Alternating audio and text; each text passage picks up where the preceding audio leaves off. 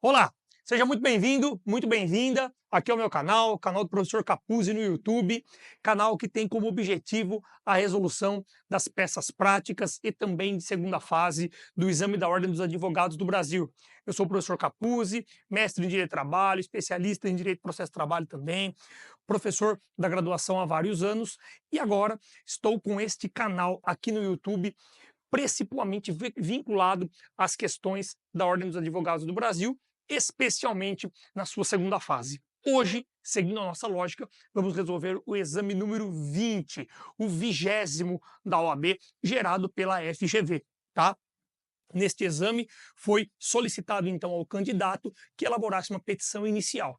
Vamos fazer a digressão, ler o problema, anotar os pontos principais aqui no quadro e ir comentando, como de costume, a parte mais densa do problema, o centro, né? Sem se preocupar com preâmbulos da inicial e também com os finalmente da inicial, que posteriormente teremos vídeos específicos para estas questões. Então, oficina de agravo de petição inicial, de contestação, de recurso ordinário e assim por diante.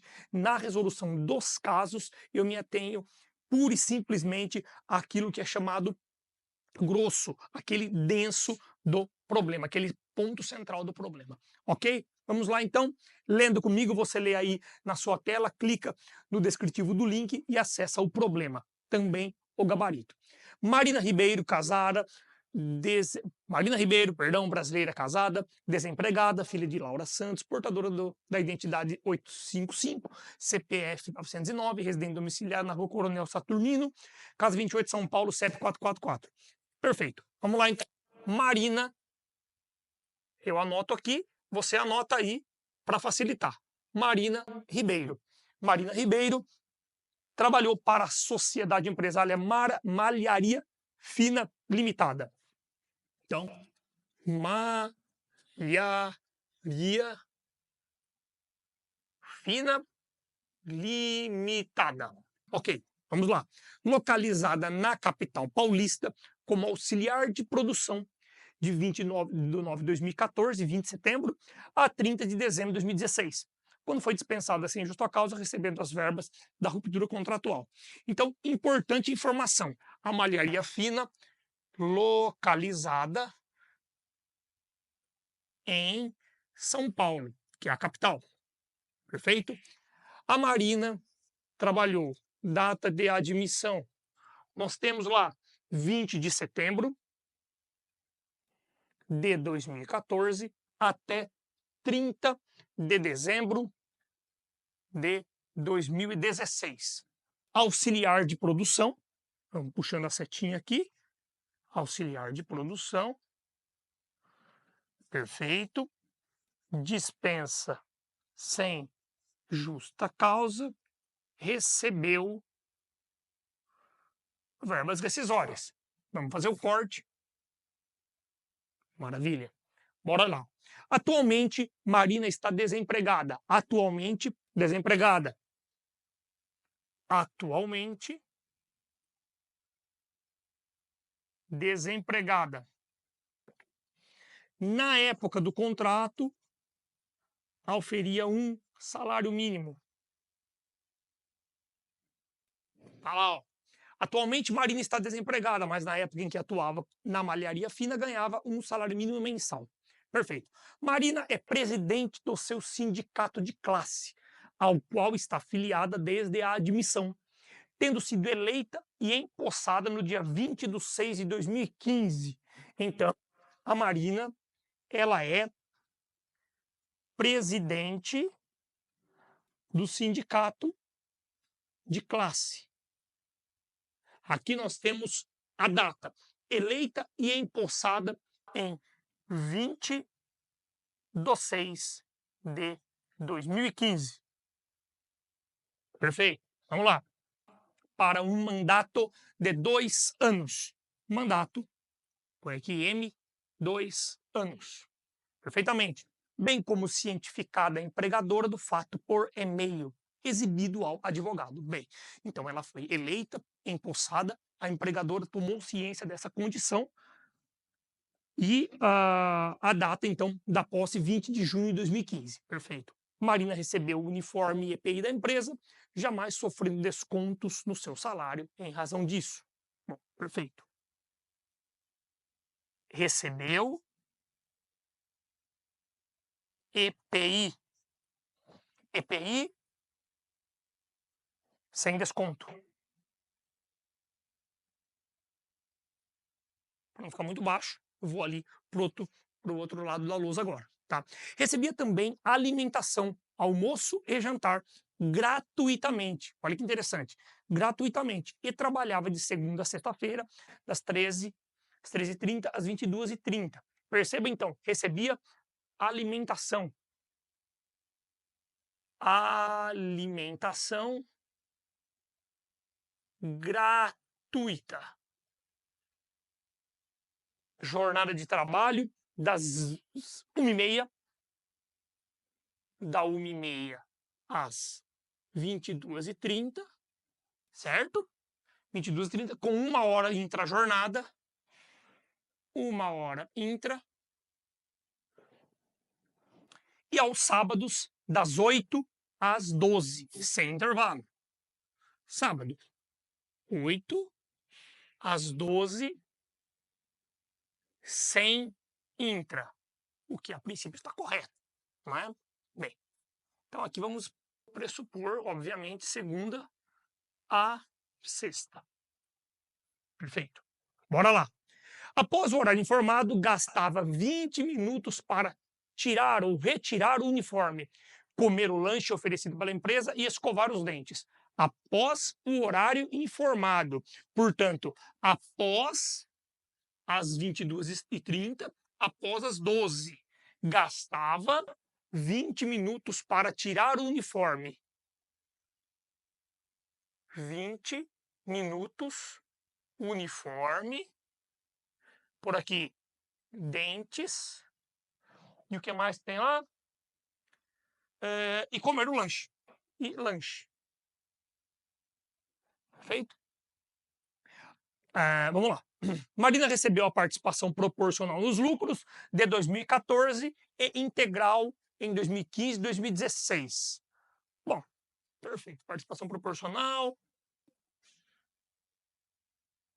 PLR 2014, 2015, 2016.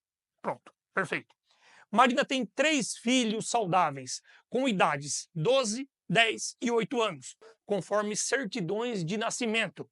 Ela tem 3 filhos, 12, 10, 8 anos. Mais que isso. Ela, no ano de 2015, comprovadamente doou sangue em 2 ocasiões.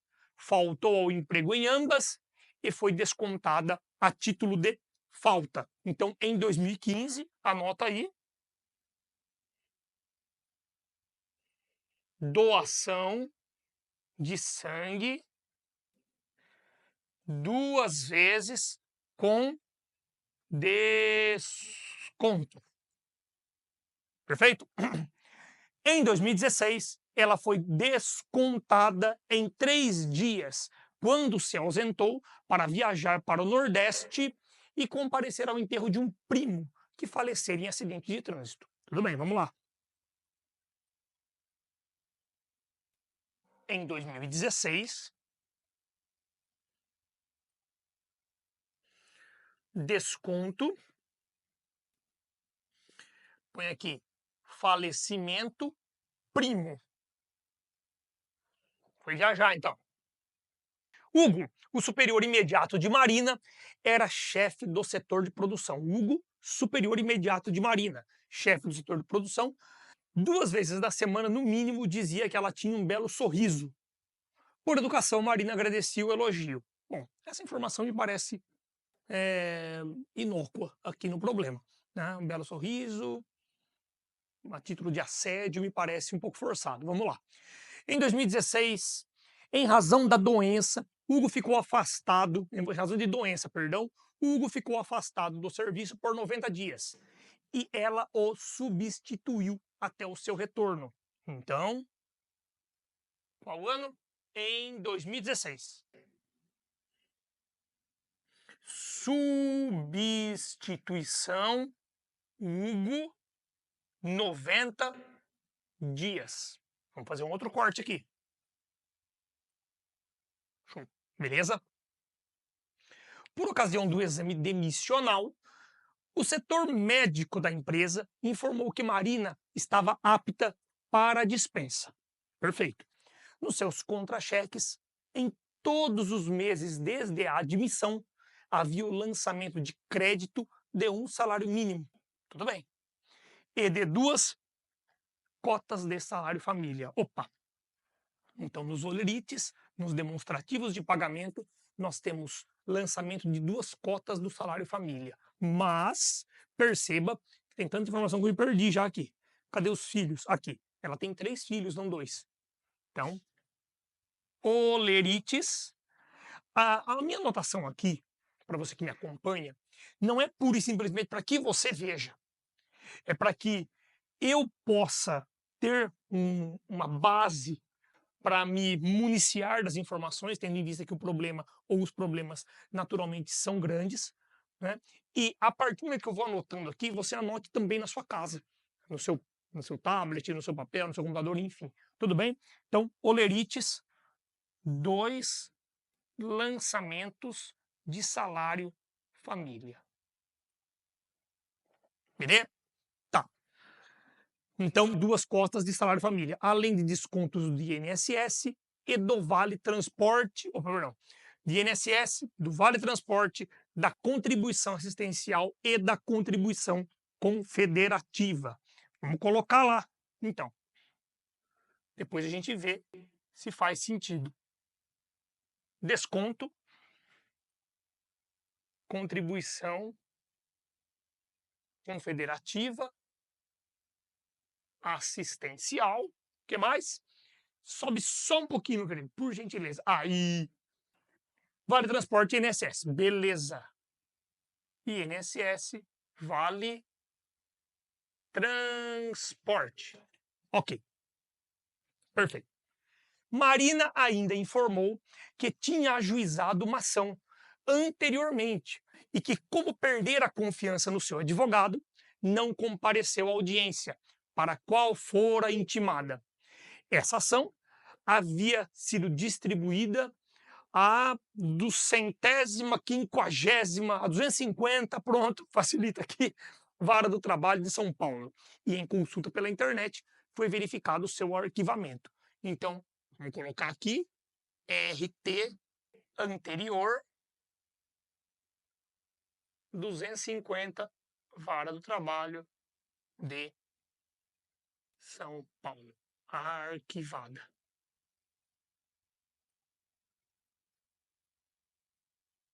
Perfeito. Maravilha. Com base nos dados apresentados, formule a peça, rito ordinário, de defesa dos interesses de Marina em juízo. Vamos lá, então.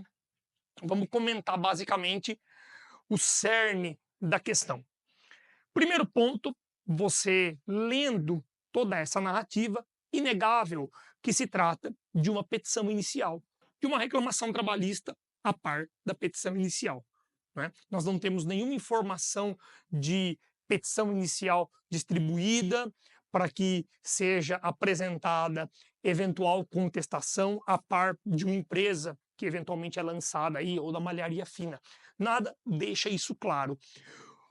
O fator de identificação da petição inicial é toda essa narrativa que foi descrita. Veja que tudo que é lançado no problema, todas as situações lançadas no problema se revelam atreladas à pessoa de Marina. E em nenhum momento se faz menção a andamento processual, apresentação de contestação, recurso, etc, etc.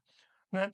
Pura e simplesmente uma narrativa, basicamente, daquilo que a Marina apresentou ao advogado, bem como os documentos pertinentes, e o pedido, então, para que se elabore a peça processual que defenda os interesses dela. Importante você saber, endereçamento, já de cara, da petição inicial, vai para 250 Vara do Trabalho de São Paulo. 250ª Vara do Trabalho de São Paulo. Por quê? Nós temos a prevenção. tudo bem? Eu vou falar da prevenção rapidamente, só vou dar aqui o endereçamento, petição inicial conforme gabarito, petição inicial ao juízo da 250 Vara do Trabalho de São Paulo, qualificação das partes, reclamante e reclamado, beleza, e aí você já vem trazendo a explicação do porquê deste endereçamento, do porquê endereçar a 250ª Vara do Trabalho de São Paulo, por conta da dependência prevista no artigo 286, inciso 2 do Código de Processo Civil, está aí na sua tela, vamos ler comigo. Serão distribuídas por dependência. O que é dependência? A mesma causa, ou perdão, a mesma vara do trabalho que apreciou ou que iria apreciar aquela demanda em si que foi extinta é competente para apreciação da demanda posterior, que é posteriormente proposta, com a mesma causa de pedir e pedido.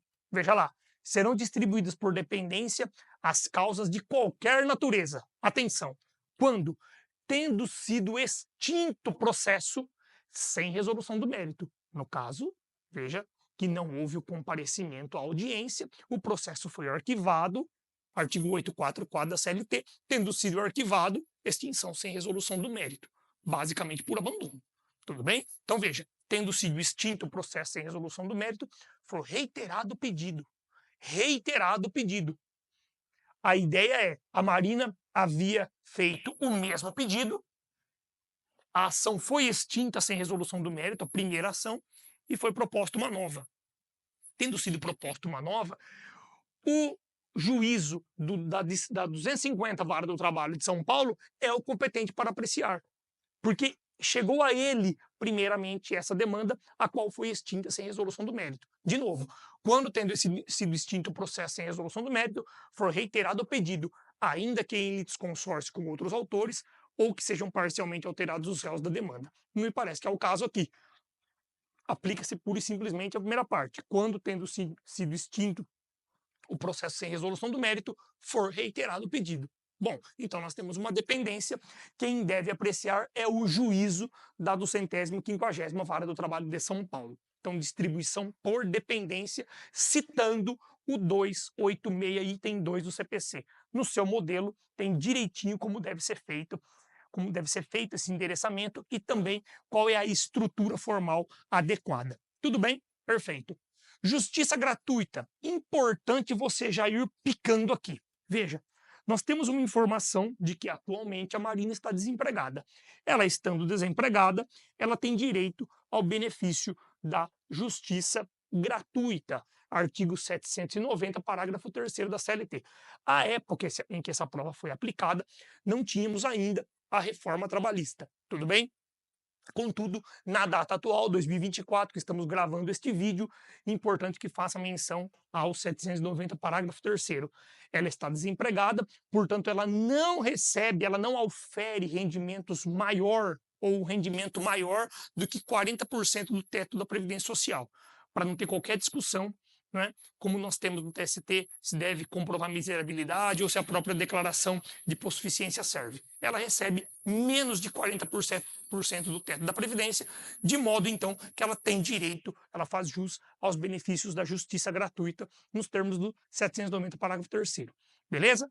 Bom, então, matamos essa questão aqui da desempregada. Próximo ponto que o gabarito nos traz é estabilidade ou garantia provisória de emprego, como eu prefiro chamar, né? Sem problema nenhum se você chama de estabilidade provisória, garantia. Eu gosto da nomenclatura garantia provisória de emprego, porque hoje, especialmente pós Constituição de 88, não existe mais a figura da estabilidade decenal, aquela estabilidade definitiva no trabalho. Todas as estabilidades, entre aspas, no trabalho são provisórias, de modo então que estabilidade provisória me soa algo contraditório. Eu gosto de falar de garantia provisória de emprego. Perfeito? Então veja o que o gabarito nos fala. Estabilidade e tutela de urgência. Reintegração, porque a autora é dirigente sindical, tendo estabilidade no emprego com tutela provisória de urgência. Bom, perfeito. O que eu tenho que justificar aqui? Seu juiz, perceba, a Marina ela foi dispensada em 30 de 12 de 2016. Perfeito. Ela tinha sido eleita e empossada no cargo de dirigente sindical em 20 de 6 de 2015. Portanto, 1 ano e meio, 1 ano e 7 meses posteriormente a essa assunção do cargo, ela foi dispensada sem justa causa. Contudo, meu querido, minha querida que me acompanha, você vai lá no artigo 8º, inciso 8 da Constituição Federal, a dispensa da Marina é proibida, é vedada pela lei, justamente porque ela, sendo presidente do sindicato da categoria que pertence, ela tem garantia provisória de emprego por todo o período do mandato, mais 1 ano até o fim deste. Perceba, então, o mandato de 2 anos. O mandato da Marina basicamente venceria lá no metade, em junho de 2017. E ela teria mais 1 ano ainda. Portanto, a dispensa dela, inegavelmente, foi contra a legem, foi ilícita. Veja o que diz o item 8 do artigo 8º da Constituição. É vedada a dispensa do empregado sindicalizado a partir do registro da candidatura a cargo de direção ou representação sindical. Perfeito. Se eleito até 1 ano após o final do mandato, salvo falta grave. Aqui não tem nenhuma notícia de falta grave cometida pela Marinha. De modo, então, que aplicando-se puramente o artigo 8º, inciso 8, nós vamos ter a garantia provisória de emprego da Marina. Ela tem direito, não é, de se manter no emprego. E, para tanto, eu vou invocar o artigo 300 do Código de Processo Civil ou o 659, inciso 10 da CLT, que é mais específico, acho que dá aquele brilho nos olhos do examinador. Veja, eu vou pedir então uma tutela provisória de urgência para a reintegração da Marina, justamente pelo fato de ela ter garantia provisória de emprego. Reintegração no seguinte aspecto: o oficial de justiça conduz a Marina até a empresa e diz, ela vai trabalhar. Nós temos uma ordem judicial de reintegração desta trabalhadora ao emprego, ao cargo de auxiliar de produção que ela ocupava antes da dispensa. Perfeito? Você vai, minha sugestão aqui, claro que a OAB aceitou tanto o artigo 300 do CPC quanto o 659, item 10 da CLT. Mas, como bom admirador do direito do processo de trabalho que sou, o 659, item 10 é mais específico. Leia comigo ele e eu não vou ler o 300, tá? Competem privativamente, as varas do trabalho, além das que lhes forem conferidas neste título e das decorrentes do seu cargo, as seguintes atribuições. Olha, uma das atribuições da vara do trabalho ou das varas do trabalho: conceder medida liminar, que é uma tutela provisória de urgência, para os fins a que se destina aqui, até decisão final do processo em reclamações trabalhistas que visem reintegrar no emprego dirigente sindical afastado, suspenso ou dispensado pelo trabalhador. Dirigente sindical dispensado pelo empregador. Aí você vai trazer os pressupostos, né? O fumus boni iuris e o periculum in mora, a fumaça do direito, a probabilidade do direito. A Marina tem um provável direito à garantia de emprego? Muito mais que isso. É líquido e certo. Né? Fumus boni iuris e periculum in mora, perigo da demora. Se a Marina não for reintegrada agora, ela deixa de trabalhar naturalmente, mas ela deixa de auferir o seu sustento. Ela deixa de receber. Ah, mas provavelmente, professor, vai ser dada uma indenização no fim do processo, etc. Não estamos discutindo isso. Estamos discutindo o verbo alimentar agora. Eu preciso que a Marina seja reintegrada agora, periculum in mora, perigo da demora. Eu preciso que a Marina seja reintegrada agora, disponibilizado o cargo a ela, dado o serviço a ela e, consequentemente, pago o salário para que ela possa sobreviver. Por isso nós temos probabilidade do direito e perigo da demora, né? Probabilidade do direito e perigo de dano. Tudo bem? No artigo 300 do Código de Processo Civil, você lê, para a gente não estender muito tempo aqui. Tá bom? Perfeito. Então, vamos lá. Questão do presidente, matamos.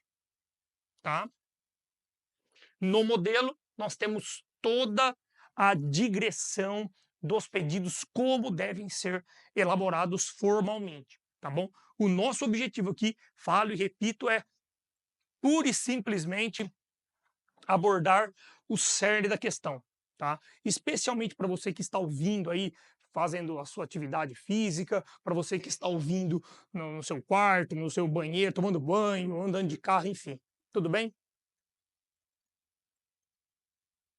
Perceba que nós temos aqui o fornecimento de alimentação gratuita, tá? Quando eu falo em fornecimento de alimentação de modo gratuito, a perspectiva, a presunção que gera é de que essa alimentação, não é? Esse valor de alimentação em si, ele é salário, tá?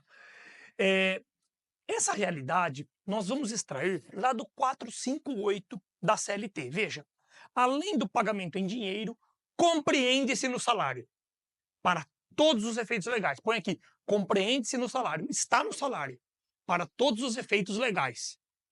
A alimentação. Aí tem habitação, vestuário, mas a alimentação, que por força do contrato, fornecer habitualmente ao empregado. O empregador fornecer habitualmente ao empregado. Percebe então? Só um pouquinho, Vitor, por favor. Aí, só mais um minutinho só para eu poder ler aqui.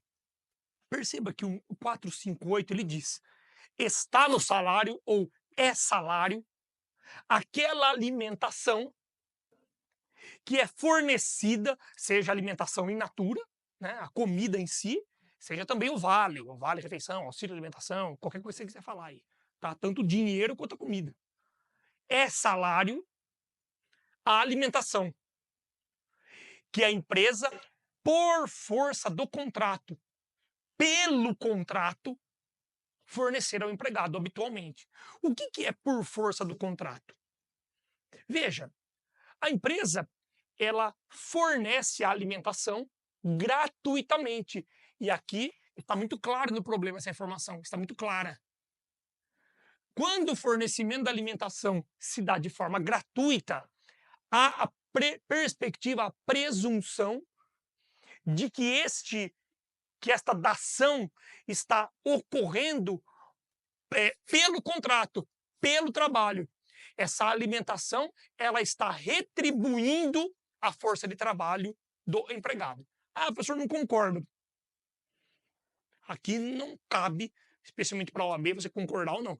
Passa no exame primeiro, depois você desenvolve a sua tese aí. Mas o que importa é o 458 da CLT. Só vou pedir para o Vitor, por favor, Vitor, subir lá no problema, no ponto de alimentação, para eu recordar exatamente o que diz sobre alimentação. Baixa um pouquinho. Aí, tá bom. Ó, recebia também alimentação, almoço e janta, gratuitamente. Veja só, aqui, o que o problema está dizendo? Recebia alimentação, é alimentação in natura, almoço e lanche. Então, toma feijão e toma o lanche, pão, presunto, queijo. Perfeito? Então, esta alimentação, o valor desta alimentação seria integrado no contrato de trabalho. Deve ser integrado, perdão, no salário. Vamos imaginar, quanto que ganhava aqui a Marina? Um salário mínimo, certo? Aqui, ó, um salário mínimo. Chutando, quanto que custa esse almoço? R$ 15. Quanto custa o lanche? R$ 10. Por dia, quanto que dá? R$ 25. Tá bom. Então, por dia, em dinheiro, a título de salário, a Marina recebia também R$ 25. Então quer dizer que o almoço e o lanche fornecido in natura, o que é in natura? O pão mesmo, comendo. Significa salário? Sim, significa. Se for gratuitamente, por força do contrato, visando retribuir o trabalho do empregado. E como que eu sei? Se for fornecido de modo gratuito. Perfeito? Essa é a ideia. Este valor integra ao salário e eu quero reflexos sobre os R$ 25 mensais. FGTS, INSS, 13º, férias, blá, blá, blá, blá, blá, blá, blá. Tudo bem? Consegue entender a lógica? Esta é a ideia da alimentação aqui. Fechou? Vitor, matamos, pode descer lá, por gentileza. Legal. Você pode citar o 458 ou a súmula 241. Tudo bem? Não vou ler a súmula 241 do TST para não ficar muito enfadonho aqui a nossa elucubração, tá bom? Hora extra. Bom, aqui fica fácil, ó. Minutos excedentes da jornada normal por ser tempo à disposição com um adicional de 50%. É fácil, mas não é. Por quê? Quando esta prova foi aplicada, como eu mencionei, nós não tínhamos a figura da reforma trabalhista, Lei 13.467 de 2017, tá? E era muito pacífico que este tempo de, vamos colocar aqui, cadê o uniforme? De tirar o uniforme, de escovar os dentes, o lanche, etc, etc. Todo esse tempo era tempo à disposição do empregador. Sendo tempo à disposição do empregador, à luz do artigo 4º da CLT, é tempo de trabalho. Porque o tempo de trabalho não é só o tempo que você está laborando em si. É também aquele tempo que você está parado, mas está à disposição. Olha o artigo 4º. Considera-se como de serviço efetivo o período em que o empregado esteja à disposição do empregador, aguardando ou executando ordens, salvo disposição especialmente consignada. Não é o caso aqui. Então, no momento da prova, na época da prova, melhor dizendo, era muito tranquilo. Você pediria 20 minutos extraordinários por dia, pura e simplesmente, com base no artigo 7º, agora me falha a memória, tá ali 13, salvo engano, da CLT. Mas tá simples, né? Artigo 7º, inciso, algum inciso que eu não me recordo, da CLT, mas tudo bem. Você pediria 20 minutos extraordinários, ou citando também o artigo 58 da CLT, sem problema nenhum, que a OAB sempre admite. Contudo, embora não seja talvez ideal, né, ou eu mencionar esse tipo de informação, eu vou trazer por desencargo. Perceba que após 2017 nós tivemos a inclusão do artigo 4º, parágrafo 2º na CLT. E aí o 4º, parágrafo 2º vem trazendo uma problemática. Veja, por não se considerar tempo à disposição do empregador, não será computado como período extraordinário o que exceder a jornada normal. Quando o empregado, por escolha própria, buscar proteção pessoal em caso de insegurança nas vias públicas, ou más condições climáticas, ou seja, está chovendo, o cara fica na empresa, tá? Bem como para adentrar ou permanecer nas dependências da empresa para exercer atividades particulares, entre outras. Veja aqui, alimentação. Atividades particulares, entre outras, 2 pontos. Quais outras? Alimentação. Então, sair, aí eu vou comer. Piquei o cartão, vou comer. Será que esse tempo é tempo à disposição? Não é tempo à disposição? Pelo parágrafo 2º atual do artigo 4º, não. E também temos embaixo lá, ó, troca de roupa ou uniforme, quando não houver obrigatoriedade de realizar a troca na empresa. Veja que o problema que nós estamos resolvendo, se fôssemos solucionar à luz do parágrafo 2º, talvez tivéssemos problemas. Acho que a OAB traria um grande problemão para resolver em recursos, né? A questão da troca de roupa, me parece, estou falando aqui algo relacionado à presunção, porque não está expresso no problema. Me parece que a troca de roupa era impositiva. Me parece. Né? Então veja, troca de roupa uniforme, parágrafo 2º, artigo 4º, quando não houver obrigatoriedade de realizar a troca na empresa. Se é obrigatória a troca do uniforme, tempo à disposição. Agora, a alimentação, não está claro aqui se era obrigatória, né, essa questão da alimentação ou não dentro da empresa, não está claro do problema. Então, ficaríamos em cima do muro. Será que é tempo à disposição? Não é tempo à disposição? Nós precisaríamos ou precisamos de mais elementos no problema, mas o problema não dá. Justamente porque quando o problema foi criado, não tínhamos essa lei. Então, só estou trazendo essa informação a título de conhecimento para você.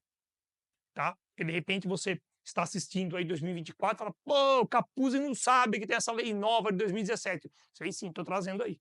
Tá? mas resolvi efetivamente com base na legislação anterior. Perfeito? Bom, horas, intervalo entre jornadas, hora extra pela supressão do intervalo interjornada. O que é o intervalo interjornada? Interjornada é entre uma jornada e outra. A jornada da segunda, a jornada da terça, da quarta, da quinta, da sexta, do sábado. O que é intra-jornada? É entre jornadas.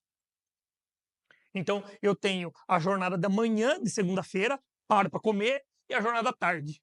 Essa pausazinha no meio-dia, 1 hora, 11 horas que seja, é o intervalo intra-jornada. E aí nós temos o intervalo interjornada. Basicamente, qual que é o intervalo intra-jornada? Basicamente, de 1 a 2 horas. Tá? Tudo bem? Qual que é o intervalo interjornada? 11 horas. Eu tenho que pelo menos ter 11 horas entre uma jornada e outra do outro dia. Perfeito? Anote aqui. Veja, a Marina, ela trabalhava da 1h30 às 10h30. Fechou? 10h30 da noite saía. Vamos calcular 11 horas? Vai dar 9h30 da manhã. Das 22h30, que ela saía do trampo, até 9h30 da manhã, deram as 11 horas, que são correspondentes ao intervalo interjornada. Então tá tudo certo. Não está havendo desrespeito ao intervalo interjornada. Agora, da sexta para o sábado, sim. Perceba, ela sai. Que hora? 10h30. E no sábado ela entra que horas? 8 horas. Opa! Espera um pouquinho. Então ela está entrando 1h30 antes de dar o interjornada. Portanto, essa 1h30 tem que ser paga como extra. É o que o gabarito está dizendo para nós. Horas extras pela inobservância do intervalo mínimo entre a jornada de sexta e do sábado. Onde está escrito isso, professor? 66 da CLT. Entre 2 jornadas de trabalho haverá um período mínimo de 11 horas consecutivas para descanso. 11 horas consecutivas para descanso. Se eu não respeitar as 11 horas, se eu der só 10, se eu der 9, se eu der 8, o que faltar para 11 eu pago por hora extra. Porque eu estou suprimindo esse período de descanso. Também nós temos lá na orientação jurisprudencial 355 da SBDI 1 do TST. Mas também não vou ler, porque senão fica muito pesado aqui. Vai no 66 da CLT, na OJ 355. Falou? Beleza? Subamos. Vamos lá. Adicional noturno. Aqui, tranquilidade pura. Aqui errou, é porque marcou touca mesmo. Veja só. Risca.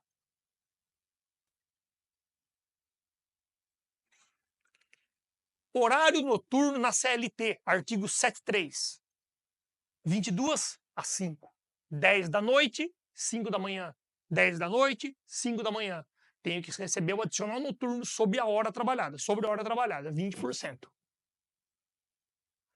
Trabalho quanto? Qual é o período noturno que eu trabalho? 30 minutos. Sobre esses 30 minutos, eu devo receber o adicional noturno. Tanto que o gabarito é muito claro. Adicional noturno sobre a jornada realizada após as 22. Eu posso dizer adicional noturno de 30 minutos entre 22 e 22h30? Posso. Posso dizer adicional noturno sobre o período trabalhado pós 22 horas? Pode também. Faz essa brevíssima narrativa que você vai ver no modelo aqui no descritivo do vídeo e traz o artigo legal que sustenta a sua fala. Perfeito? Artigo 73. Não vou ler. Temos 73 73 caput, que diz dos 20%, e 73 parágrafo 2º, que fala das 22 às 5 da manhã. Fechou? Beleza? Subamos. O que falta ainda? Perceba que há uma narrativa importante aqui. Ela tem 3 filhos, a nossa gloriosa Marina. e ela recebe só 2 cotas do salário família. Tudo bem? Valor do salário família, professor, não vou abordar aqui, porque não interessa para fins da prova da OAB. Perfeito? O valor do salário família, ele vem normatizado em portaria. Tá bom? Perfeito? Tudo bem? Nós temos a previsão específica do salário família. Se você for procurar no remissivo lá, ele vai lançar você para o 66, deixa eu ver, para o 66 da Lei 8.213, que é a Lei de Benefícios da Previdência. E essa lei é muito clara. Ela diz lá, ó, o valor da cota do salário família por filho ou equiparado de qualquer condição, por filho ou equiparado de qualquer condição, por exemplo, adotivo, né? Até 14 anos de idade ou inválido de qualquer idade. Então, quando que o trabalhador, a trabalhadora, deve receber salário família? Quando tiver filho ou equiparado de qualquer condição até 14 anos de idade.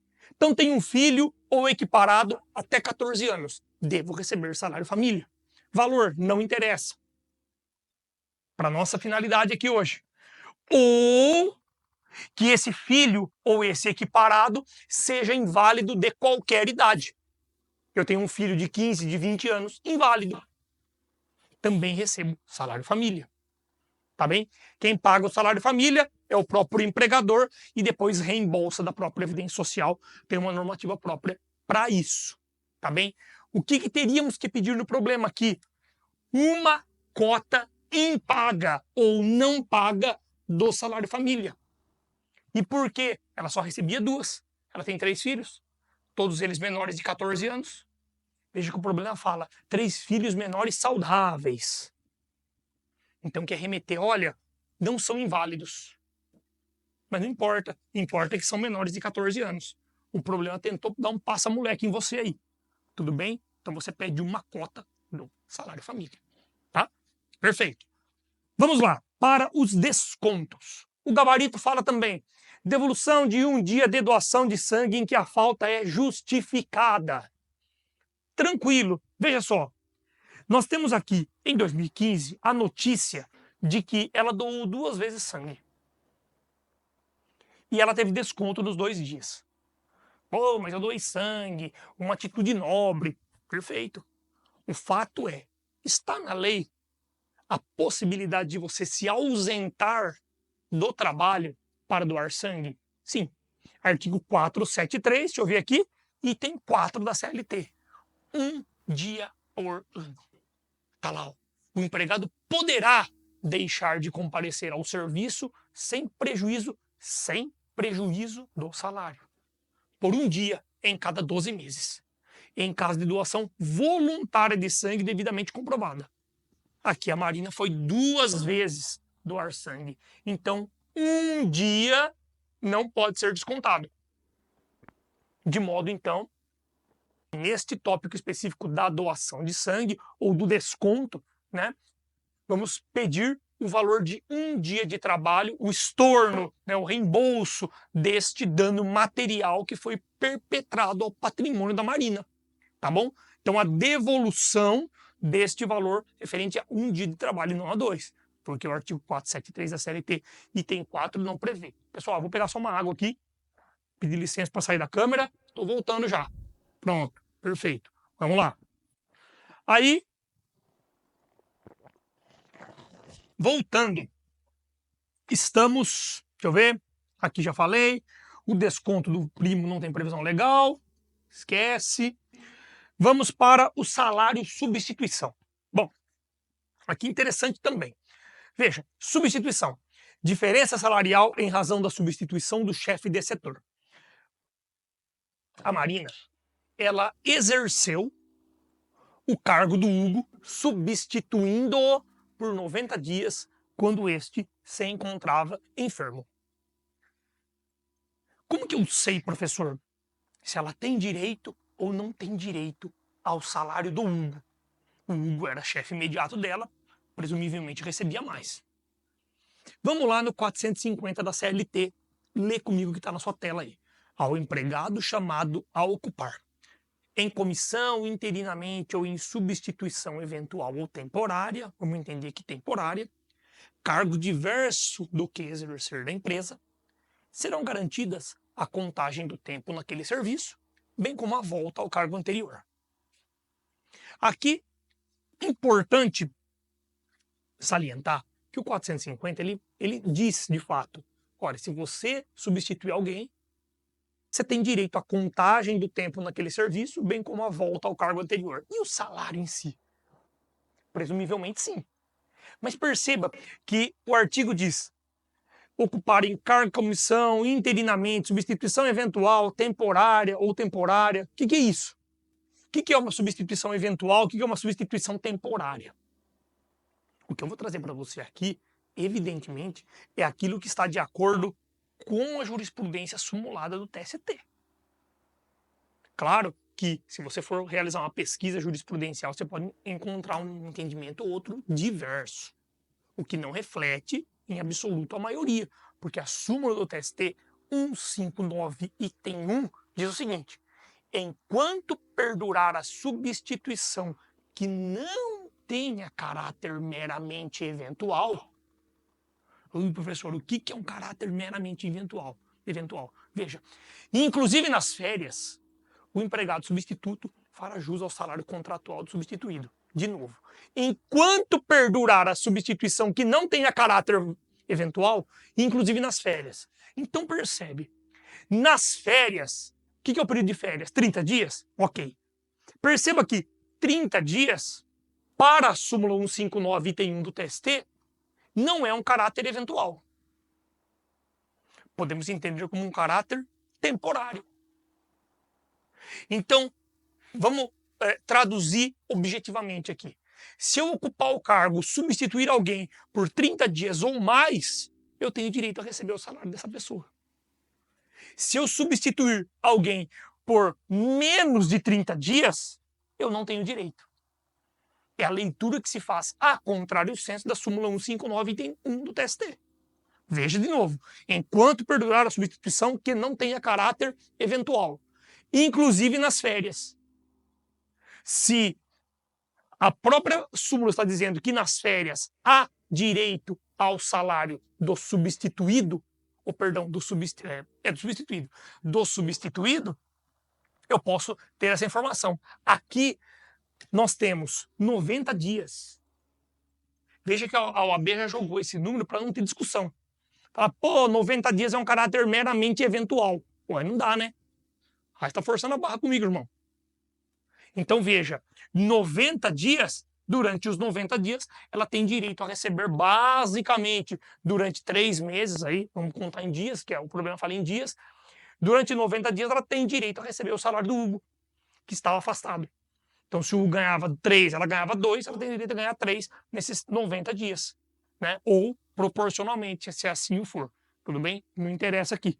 A questão é que você tem que entender a lógica do pedido, a lógica do problema. O pedido é simples de você colocar no papel. Tá? Eu coloco no papel e disponibilizo para você aí no descritivo do vídeo, fica muito, muito mais fácil de estudar. Você pegando o modelo e assistindo a aula que você mata, tranquilo. Isso aqui muda a vida, você passa na OAB tranquilamente. Certo? Então, guarde isso. Substituiu alguém por 30 ou mais, porque 30 é o período de férias, 30 ou mais, tem direito ao salário. 29, 28, 27, 26, 25, não. Ah, professor, para terminar, encontrei uma decisão que falava de 29 dias, aí você está marcando toca. Bom, é o que eu disse para você. Nós estamos nos atendo a um caso disponibilizado e dificilmente, para não dizer impossível, né, a OAB vai trazer um problema desse, com 28, 27, 29 dias. Se trouxer isso aí, a questão é passível de anulação, porque vai dar muita dor de cabeça, muito pano para manga em recurso, tá bom? Então veja que a OAB já não quis discutir, já jogou 90 dias, para você não ter dúvida que se tratava de uma substituição temporária, tá bom? Outros pontos aqui, desconto da contribuição confederativa e assistencial, né? Nós não temos informação do problema efetivamente, né? Se havia essa autorização ou não, enfim, de modo que A OAB não mencionou no gabarito, não mencionando, nós também não mencionamos aqui. INSS, Vale Transporte, são descontos autorizados por lei, na medida do percentual. PLR que recebeu, tudo bem, não há nenhuma informação suplementar aí que permita um pedido referente ao PLR. A dependência, basicamente é isso, né? Depois temos aí a procedência dos pedidos, fechamento, data, local, OAB, etc, etc, que você tem no modelo. Ufa, essa foi dura, hein? Foi duro de passar. Pessoal, esse foi o exame número 20 da OAB, o 20º exame da Ordem dos Advogados do Brasil, gerado pela FGV. Eu sou o professor Antônio Capuzzi. Se você quiser um contato direto comigo, você me segue lá e manda um inbox para mim no Instagram, @professor Capuzzi. De resto, espero que esse vídeo tenha te ajudado. Se sim, curta, compartilhe, se inscreva no canal para me dar uma força aí e continuar produzindo esse conteúdo extremamente, ou melhor, inteiramente gratuito para pura e simplesmente ajudar você no exame de ordem. Fiquem com Deus, um beijo, um abraço, tchau.